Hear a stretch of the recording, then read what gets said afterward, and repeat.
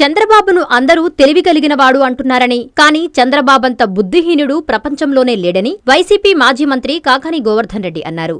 చంద్రబాబు ఎప్పుడు అధికారంలోకొచ్చినా అది అరిష్టమేనని కాకాణి తెలిపారు. కొడవలూరు మండలంలో వైసీపీ నాయకులు, కార్యకర్తలు సంస్థాగత సమావేశంలో ఆయన పాల్గొన్నారు.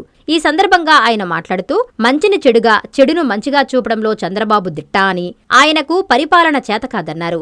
జగన్మోహన్ రెడ్డి ఎన్నో సంక్షేమ పథకాలు అందించి ఓటమి పాలవడం జరిగిందని, ఈసారి జగన్మోహన్ రెడ్డి 2.0 అధికారంలోకొస్తే కార్యకర్తలకు పెద్దపీట వేస్తారన్నారు. ఎప్పుడు ఎన్నికలొచ్చినా రాష్ట్రంలో కోవూరు నియోజకవర్గంలో భారీ మెజారిటీతో ప్రసన్నకుమార్ రెడ్డి విజయం సాధిస్తారన్నారు. జిల్లాలో తెలుగు గంగా కాలువను తీసుకొచ్చిన ఘనత నల్లపరెడ్డి శ్రీనివాసులరెడ్డికి దక్కుతుందని, అలాంటి మహానేతకి గుర్తుగా బ్యారేజీ పూర్తి చేసి దానికి నల్లపరెడ్డి శ్రీనివాసులరెడ్డి పెన్నా బ్యారేజీగా నామకరణం చేస్తే కూటమి ప్రభుత్వం తొలగించిందన్నారు. అధికారంలోకి రాగానే తిరిగి బ్యారేజీకి నామకరణం చేసి శ్రీనివాసులరెడ్డి విగ్రహాన్ని ఏర్పాటు చేస్తామన్నారు. అనంతరం ప్రసన్నకుమార్ రెడ్డి మాట్లాడుతూ, వైసీపీలో లబ్ధి పొందిన వారు కొంతమంది డబ్బుకు అమ్ముడుపోయారని, కానీ జగన్పై, నాపై అభిమానం ఉన్నవారు అలాగే ఉన్నారన్నారు. రాబోయే రోజుల్లో వైసీపీ అధికారం చేపడుతుందని, కౌంటింగ్ రోజు 85 సీట్లు వైసీపీ దాటగానే రాష్ట్రం ఇంకోలా ఉంటుందన్నారు. మీరు చేసిన ప్రతి పనిని తిప్పికొడతామన్నారు. ప్రభుత్వం అందించే పథకాలన్నీ కార్యకర్తల చేతుల మీదుగానే అందించడం జరుగుతుందన్నారు. ఈ కార్యక్రమంలో వైసీపీ నాయకులు, కార్యకర్తలు పాల్గొన్నారు. వైఎస్ఆర్ కాంగ్రెస్ పార్టీ 2024లో జరిగినటువంటి ఎన్నికల్లో అధికారంలోకి రాకపోవడానికి అనేక రకాలైనటువంటి కారణాలను మనం విశ్లేషించాం. స్థానికంగా ఉండేటువంటి నాయకులు, కార్యకర్తలని క్షేత్రస్థాయిలో కలిసినప్పుడు ఇంత పెద్ద ఎత్తున సంక్షేమ కార్యక్రమాలు అమలు చేశాం. అయినా సరే మనం అనుకున్నటువంటి విధంగా అనూహ్య రీతిలో ఓటమి పాలయ్యాం. దానికి సంబంధించినటువంటి కారణాలు ఏమిటి అని చెప్పి ఒక్కసారి వాటిని సమీక్షించుకున్నప్పుడు చాలా మంది చెప్పినటువంటి విషయం, స్థానికంగా ఉండేటువంటి నాయకులకి, కార్యకర్తలకి మనం పట్టించుకోలేదు అనేటువంటి మాట వినిపించింది. దాని మీద జగన్మోహన్ రెడ్డి గారి దృష్టికి కూడా వెళ్ళిన తర్వాత జగన్మోహన్ రెడ్డి గారు ఇప్పటికే అనేక సందర్భాలలో కోవిడ్ నేపథ్యం కానీ, ఇతర కారణాల వల్ల కానీ వైఎస్ఆర్ కాంగ్రెస్ పార్టీకి సంబంధించినటువంటి కార్యకర్తల మీద దృష్టి పెట్టలేకపోయా. జగనన్న 2.0 అంటే మరలా వచ్చేటువంటి జగన్మోహన్ రెడ్డి గారి ప్రభుత్వంలో కార్యకర్తలకి పెద్దపీట వేస్తామని చెప్పి ప్రకటించడం జరిగింది. ఎవరైతే బెదిరింపులకు, ప్రలోభాలకు లొంగుతారో వాళ్ళందరూ వెళ్ళిపోయిన తర్వాత అసలు శశలైనటువంటి నాయకుల, కార్యకర్తలు మనకి మిగిలిన తర్వాత వాళ్ళ నుంచి మెరికల్ లాంటి వాళ్ళని ఎంపిక చేసుకోవాలనేటువంటి ఆలోచనతోనే ఈరోజు కాస్త ఎదురు చూసి ఈ కార్యక్రమానికి శ్రీకారం చుట్టాం. దాదాపుగా ఒక్కొక్క నియోజకవర్గానికి సంబంధించి 7,000 నుంచి 10,000 మంది, రాష్ట్ర వ్యాప్తంగా 18 లక్షల మంది, ఈ దేశంలోనే ఏ పార్టీకి లేనటువంటి కేడర్ బేస్ జగనన్న సైన్యాన్ని ఈరోజు ఈ రాష్ట్రంలో మనం ఏర్పాటు చేసుకోబోతున్నాం అని చెప్పేసి అందరికీ సందర్భంగా అందులో భాగంగా ఇప్పటికే ప్రసన్న చెప్పాడు, గతంలో అనేక రకాలైనటువంటి వ్యవస్థలు పనిచేసాయి. ఆ వ్యవస్థలు ఏమీ ఉండవు. ప్రతి ఒక్కరికి ఐడెంటిటీ కార్డు ఇస్తారు. ఐడెంటిటీ కార్డు ద్వారా జగన్మోహన్ రెడ్డి గారి ఆలోచన చాలా భిన్నంగా ఉంటాయి. ఎందుకంటే ఎక్కడో ఒకసారి విన్నాం, వెస్ట్ బెంగాల్ లాంటి దగ్గర కమ్యూనిస్టులు పరిపాలనలో ఉండేటప్పుడు వాళ్ళు కార్డులు ఇచ్చేవాళ్ళు, ఐడెంటిటీ కార్డు. ఆ ఐడెంటిటీ కార్డు తీసుకువెళ్తే గ్రామాల్లో పెత్తనమే కాకుండా ఏదైనా మండల స్థాయి కార్యాలయాలకు వెళ్ళినా సరే అది చూసిన వెంటనే ఇతను ముఖ్యమంత్రి తాలూకా అనేటువంటి విధంగా రేపు ఈ ఐడెంటిటీ కార్డులు తీసుకుని వెళితే ఎవరైతే వైఎస్ఆర్ కాంగ్రెస్ పార్టీకి సంబంధించినటువంటి స్థానిక నాయకులు, కార్యకర్తలు వెళ్తారో వెళ్ళిన వెంటనే వాళ్ళకి ఆ ఐడెంటిటీ కార్డు అనేటువంటిది కాకుండా వాళ్ళకు ఒక గుర్తింపు, గౌరవం ప్రతి కార్యాలయంలో ఇచ్చేటువంటి విధంగా చర్యలు చేపట్టాలనేటువంటిది జగన్మోహన్ రెడ్డి గారి ఆలోచన అని చెప్పి ఈ సందర్భంగా మేము అందరికీ మనం చేస్తున్నాం. ఎంపిక చేసి ఈరోజు వాళ్ళందరినీ కూడా త్వరితగతిన పూర్తి చేయాలనుకున్నాం. ఫిబ్రవరి 15వ తేదీ కల్లా ఈ కార్యక్రమం అనుకుంటే కనీసం 5వ తేదీ లోపల పూర్తయితే తప్ప యాప్లో మనం అప్లోడ్ చేయలేం. కాబట్టి 2-3 రోజుల్లోనే సమయం కాస్త దగ్గర పడింది. కాబట్టి వెంటనే ఆలస్యం చేయకుండా ఈరోజు కార్యకర్తలకు సంబంధించినటువంటి ఎవరైతే కోరుకుంటామో గ్రామ స్థాయిలో ప్రసన్నలు చెప్పినట్టుగా వాళ్ళందరినీ, అనుబంధ సంఘాలకు సంబంధించినటువంటి వాళ్ళందరినీ పూర్తి చేస్తే వాళ్ళకి సంబంధించి మనం వెంటనే, ఎందుకంటే ఈరోజు మనకి ఏదైనా సరే మీడియా చూస్తే అది పచ్చకాళ్ళ పెట్టుకొని చూస్తుంది, పచ్చకాళ్ళ పెట్టుకొని రాస్తుంది తప్ప వాస్తవాలను విస్మరిస్తుంది. మనమే, మన కార్యకర్తలే రేపు ప్రజలకు సంబంధించినటువంటి విషయాల్లో గ్రామ స్థాయి నుంచి ఎక్కడైనా సరే మనకు సంబంధించినటువంటి విషయాలను చేరవేయడం కానీ, గ్రామాల్లో ఉండేటువంటి సమస్యలను తీసుకురావడంలో కానీ ఒక ప్రధానమైనటువంటి పాత్ర పోషించాలి అంటే ఈరోజు కార్యకర్తల మీద ఆధారపడాల్సినటువంటి పరిస్థితి ఏర్పడింది. కాబట్టి జగన్మోహన్ రెడ్డి గారు ఒక కీలకమైనటువంటి నిర్ణయం తీసుకుని ఈరోజు ఈ కమిటీలకు సంబంధించి ఏర్పాటు చేశాం. ఎందుకంటే చాలా మంది అంటారు చంద్రబాబు చాలా పెద్ద తెలివిగలడు, చంద్రబాబు అంత బుద్ధిహీనుడు, చంద్రబాబు అంత తెలివి తక్కువవాడు, నాకు తెలిసి ఈ ప్రపంచంలో ఎవ్వడు ఉండడు.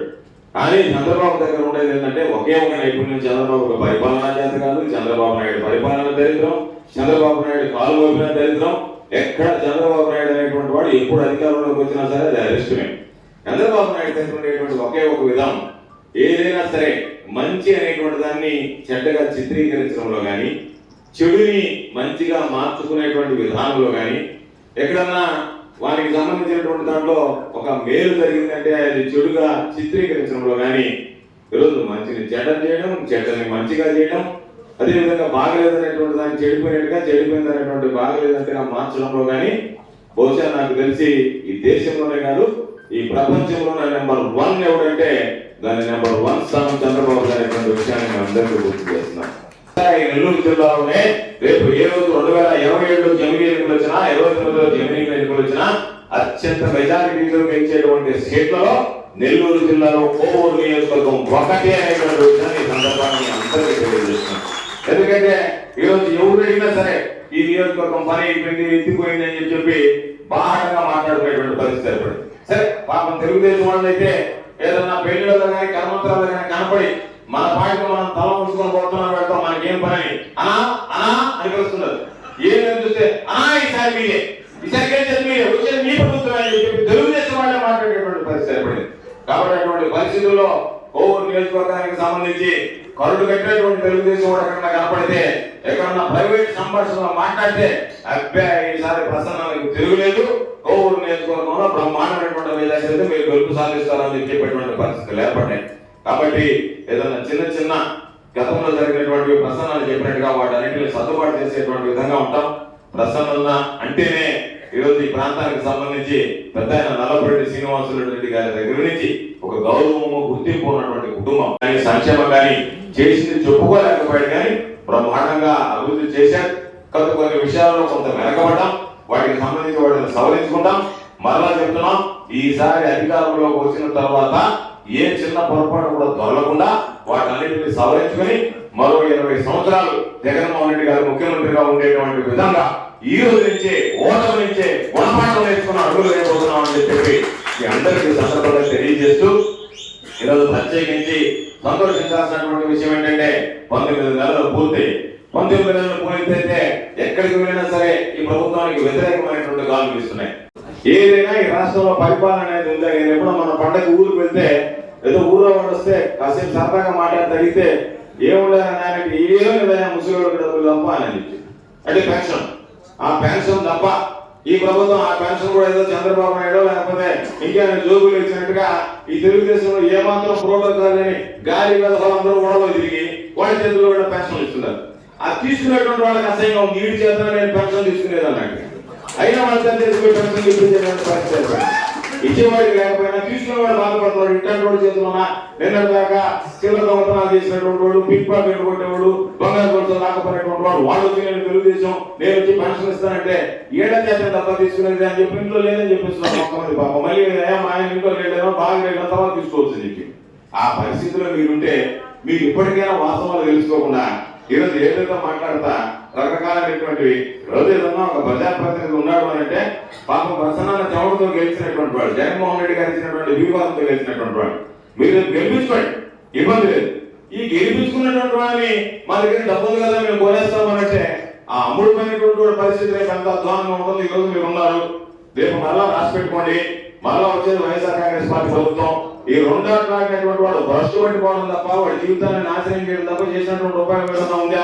ఎప్పటికప్పుడు అనేటువంటి వాళ్ళు దొంగ చూస్తున్నారు. అయ్యా ఏమన్నా మాకు అవకాశం ఉందా, అడిగి ఏమన్నా దూరకాలమా మళ్ళీ అని చెప్పి మరలా ఈరోజు ప్రసన్నాలు చెప్పినట్టుగా మేము అందరికీ చెప్తున్నాం.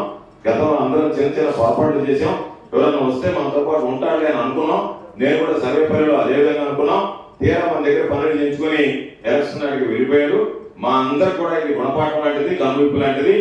ఎవరు తన ఎవరు మన అనేటువంటిది అర్థం కావడానికే ఈ ఎన్నికలు మన 2024 ఎన్నికల్లో ఓడిపోయాము అనేటువంటి భావన కలుగుతుంది. కాబట్టి ఎవరైతే వైఎస్ఆర్ కాంగ్రెస్ పార్టీ కష్టకాలంలో ఉన్నప్పుడు జెండాను భుజాన్ని వేసుకుని మోసారో రేపు ప్రసన్న దగ్గర నుంచి నా దగ్గర నుంచి జగన్మోహన్ రెడ్డి గారి దాకా మిమ్మల్ని అందరినీ మా భుజాల మీద వేసుకుని పోయడానికి సిద్ధంగా ఉన్నాము అని చెప్పి మనం చేస్తూ ఈ రాష్ట్రంలో జరిగేటువంటి అనేక రకాలైనటువంటి అక్రమాలు కాబట్టి పాపం కొంతమంది అనుకుంటున్నారు పోలీసు అధికారులు ఏముందిలే ఇక్కడ కోవూరులో మనం ఈపు పగల కొడదాం వైఎస్ఆర్ కాంగ్రెస్ పార్టీ వాళ్ళని అక్కడ సర్వే పనులు ఏదో ఒక విధంగా గవర్నర్ ప్రసన్నం చేసుకుంటే అక్కడికి మారిపోవచ్చు కొంతమంది అనుకుంటున్నారు.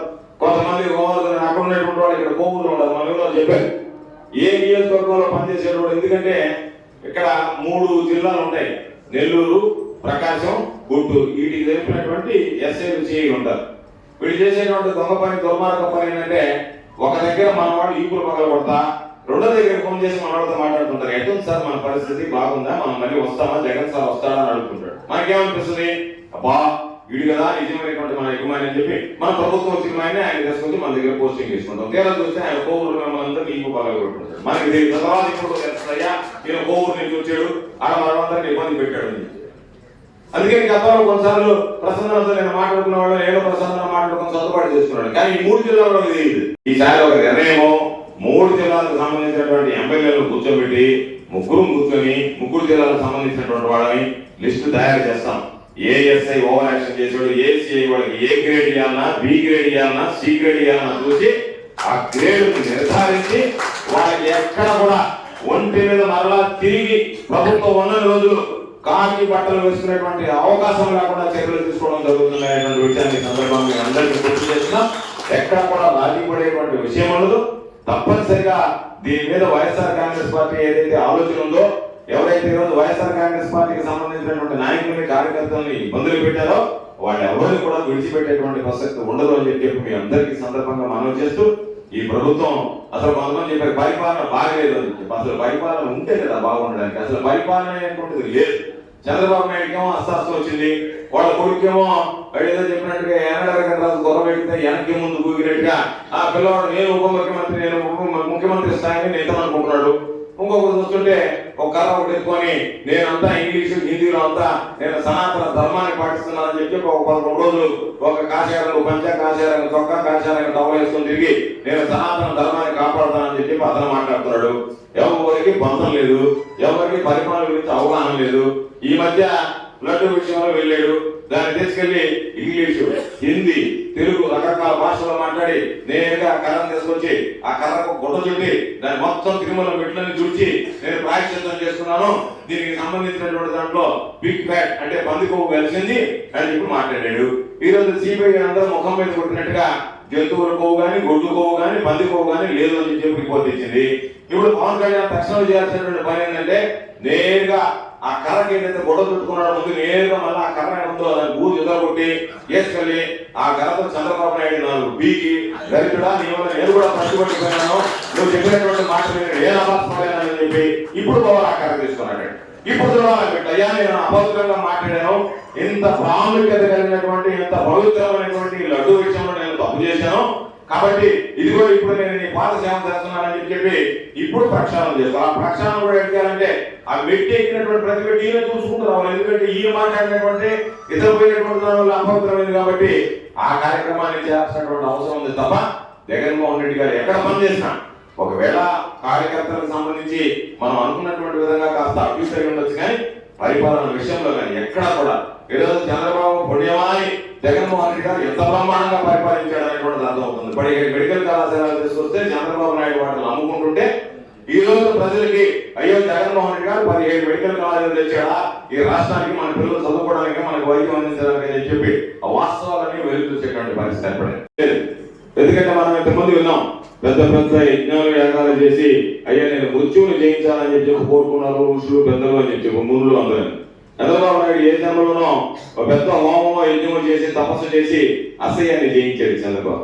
కాబట్టి చంద్రబాబుకి అసహ్యం అనేది లేదు. ఏది మాట్లాడాలన్నా ఏదైనా నవ్వుతారేమో ఏమన్నా అనుకుంటారేమో అనేటువంటిది ఏమాత్రం లేనటువంటి వ్యక్తి ఎవరన్నా ఉన్నాడంటే చంద్రబాబు. ఎవరన్నా మీరు ఏం పడ్డా సిగ్గు ఎగ్గు నీతి నిజాయితీ అనేటువంటి వాడు మీరు శుభ్రంగా చంద్రబాబు అని పిలవచ్చు సమాజంలో. అంతకన్నా అన్నిటికీ ప్యాంటు తొక్క ఇస్తే అదే చంద్రబాబు ఆకారం, చంద్రబాబు రూపం అనేటువంటిది ఈ సందర్భంగా మీ అందరికీ గుర్తు చేస్తున్నాం.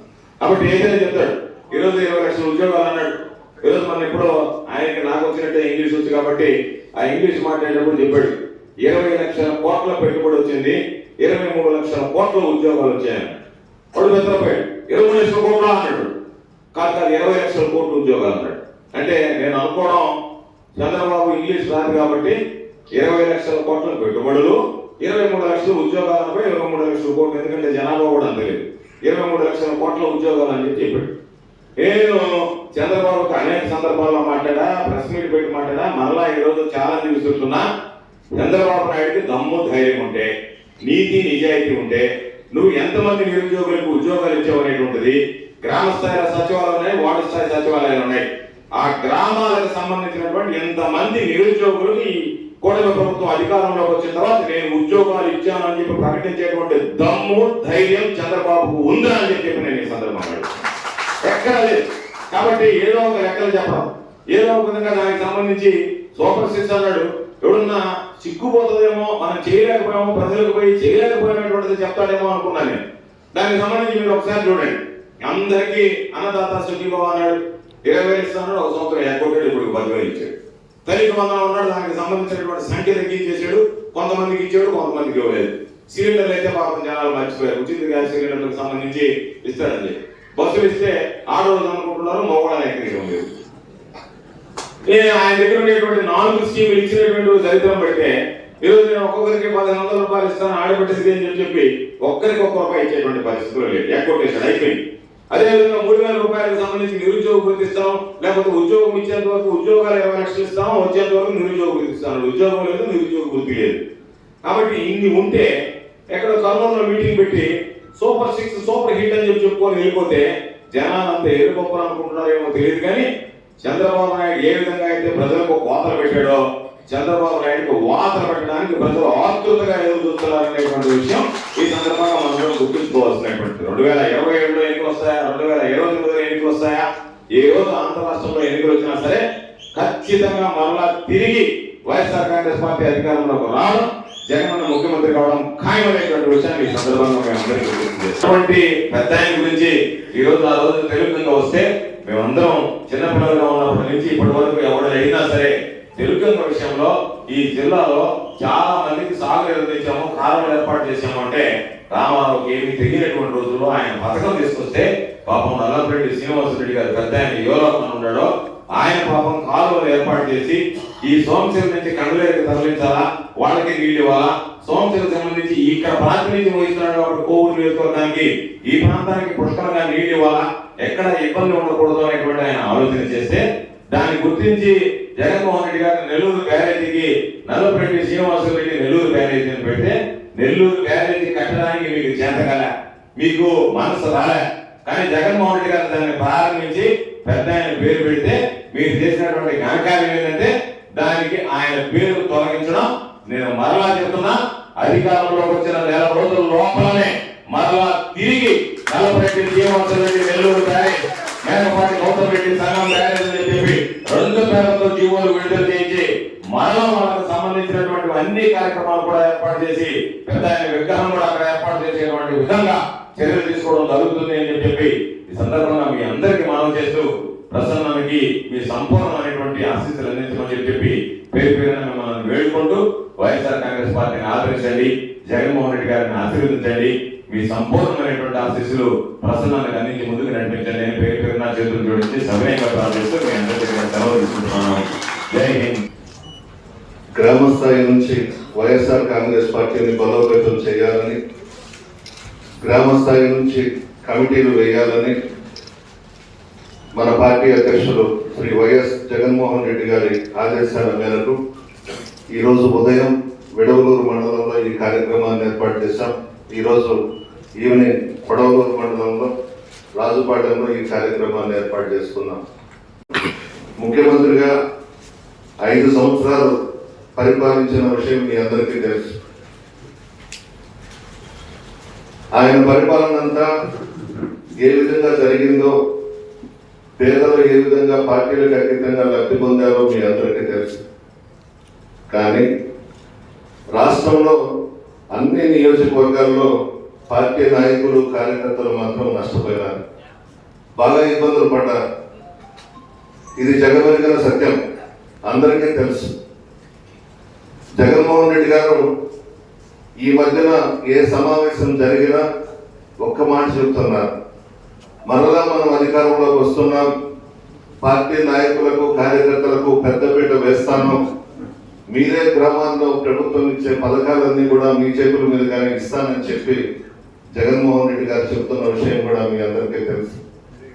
ఖచ్చితంగా పార్టీ నాయకులు కార్యకర్తలు పార్టీకి పట్టుకొమ్మలు, జగనన్న సైన్యం. పార్టీ నాయకులు కార్యకర్తలు అనే వాళ్ళు ఉంటేనే గ్రామాల్లో పార్టీ పటిష్టంగా బలంగా ఉంటుంది.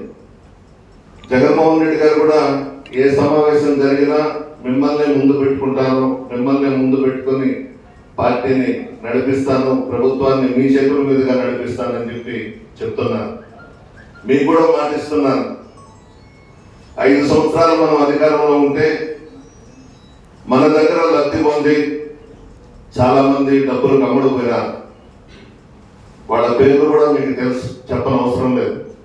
కానీ నిజాయితీగా చిత్తశుద్ధితో పార్టీని, జగన్మోహన్ రెడ్డి గారిని, ప్రసన్న కుమార్ రెడ్డిని నమ్ముకున్నది మీరు, మా అండగా ఉన్నది మీరు. ఈ కష్టకాలంలో మన ప్రభుత్వం అధికారంలోకి రావడం ఖాయం, మిమ్మల్నే దగ్గర పెట్టుకుంటాం, మీకే అన్ని అవకాశాలు కల్పిస్తాం. ప్రతి ఊర్లో కూడా ప్రభుత్వం ఇచ్చే ప్రతి పథకాన్ని కూడా మీ చేతుల మీదుగా పేద ప్రజలకు అందే విధంగా చేస్తానని చెప్పి కూడా మనం చేస్తా ఉన్నాం. ఈ రోజు ఈ కష్టకాలంలో మీరు అండగా నిలిచారు. మీకు కూడా చాలా ఫోన్లు వచ్చినాయి, అంత ఇస్తాము, ఇంత ఇస్తాము, ఇన్ని సూట్ కేసులు ఇస్తామని. మాకు సూట్ కేసులు వద్దు, మీరు ఇచ్చే డబ్బు వద్దు, మాకు పార్టీ కావాలి, జగన్ కావాలి, ప్రసన్న కావాలని చెప్పి నిజాయితీగా నిలబడ్డారు. మనం కూడా మారాలి. గతం చాలా పొరపాట్లు చేశాం. దగ్గర ఉండి అన్ని విధాల లబ్ధి పొందిన వాళ్ళే సూట్ కేసులు తీసుకొని వెళ్ళిపోయినారు. మీరు మాత్రం అలాగే ఉన్నారు. అందరి ముందు చెప్తున్నా, గోవర్ధనాన్న ముందు కూడా చెప్తున్నా, మేమందరం కూడా మీకు అండగా ఉంటాం. రాబోయేది మన ప్రభుత్వం.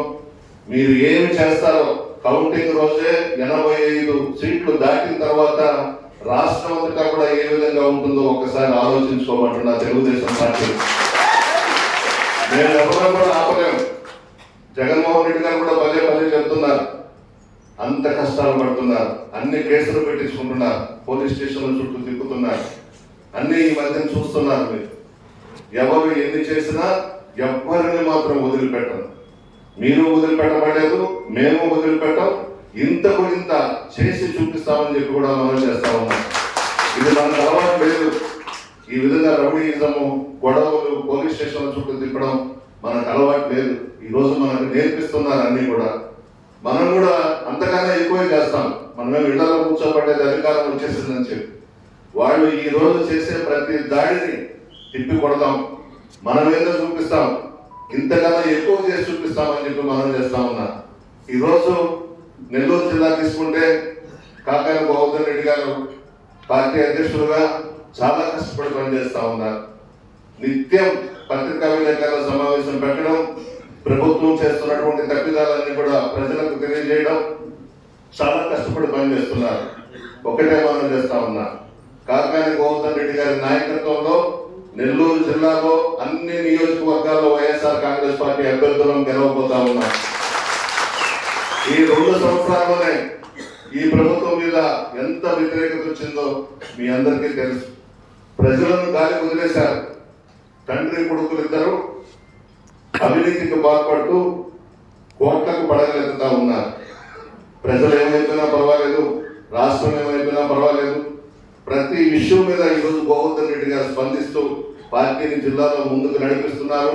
ఆయన నాయకత్వంలో మనం అందరం పనిచేస్తాం, పార్టీని బలోపేతం చేస్తామని చెప్పి మనం చేస్తూ ఇప్పుడు ఇచ్చినటువంటి అనుబంధ సంస్థలన్నీ కూడా ఒక 2 రోజుల్లో చలపతి గారు చెప్పిన విధంగా రేపు ఈవినింగ్ కల్లా ఇవ్వాలని చెప్పి కోరుకుంటూ మీ నెల్లూరు చందన బ్రదర్స్ లో డిసెంబర్ 2 నుండి ప్రారంభం 30వ వార్షికోత్సవ వేడుకలు 100% ఫ్రీ షాపింగ్ తో అంబరాన్నంటే వేడుకలు, ఆనందాన్ని నింపే ఆఫర్లు. మీరు కొన్నంత మొత్తానికి ఫ్రీ కూపన్స్ పొందండి. ప్రతి 1000 రూపాయల కొనుగోలుపై ఒక కూపన్ తగ్గింపు పొందండి. అన్ని రకాల వస్త్రాలపై అప్ టు 50% ఆఫ్. ప్రత్యేక కౌంటర్లలో 1+1, 1+2 మరియు కాంబో ఆఫర్స్. 399 రూపాయలకే 2 ఫ్యాన్సీ సారీస్, 1499 రూపాయలకే 2 దేవయాని పట్టు సారీస్, 699 రూపాయలకే 3 ఝాన్సీ లెగ్గిన్స్, 1399 రూపాయలకే 2 పాటియాలా సెట్స్, 499 రూపాయలకే 5 బాయ్స్ షర్ట్స్ లేదా టీ షర్ట్స్,